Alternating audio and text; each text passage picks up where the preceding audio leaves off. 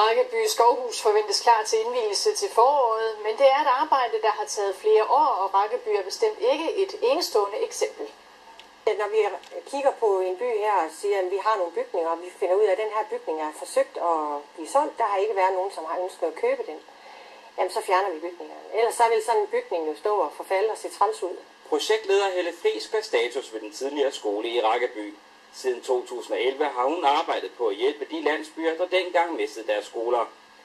Nogle af landsbyerne er ret langt, og nogle arbejder rigtig meget for at få realiseret deres projekter. Et enkelt sted er vi helt færdige, det er i Lørslev. Men de øvrige projekter, hvor 3 af dem er nogle udendørs steder, samlingssteder kan man sige, arbejder de på. Og så er der selvfølgelig Rakkeby og Grindsted, som er lidt større i arbejdsmængde, fordi det drejer sig om nogle fysiske rammer og nogle faciliteter til det. Det er byrådet, der dengang skolelukningerne blev besluttet, satte penge af til at hjælpe landsbyerne videre.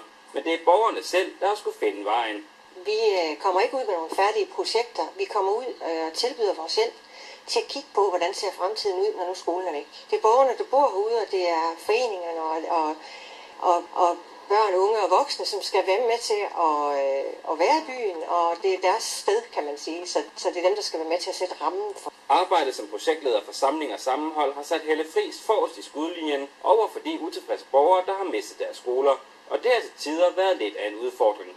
Det er jo klart, at når nu skolen er væk, så er der jo en del frustration mange stederne, så vi har også haft en masse opgave i at få nogle svar på nogle andre ting i byen.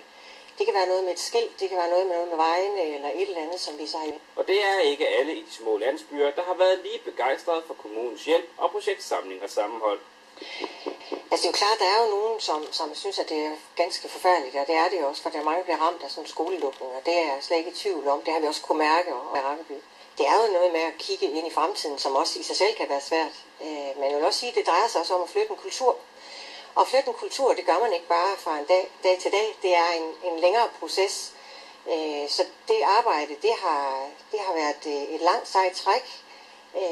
Men det har også været rigtig spændende, og jeg tror også, at beboerne ude, og det håber jeg i hvert fald ved, at arbejdsgruppen er glade for det, de er nået frem til, og ser frem til at komme til at bruge deres nye sted. Budgettet for Hjørring Kommune skal endelig vedtages 9. oktober, og med det står 4 landsbyskoler til at lukke.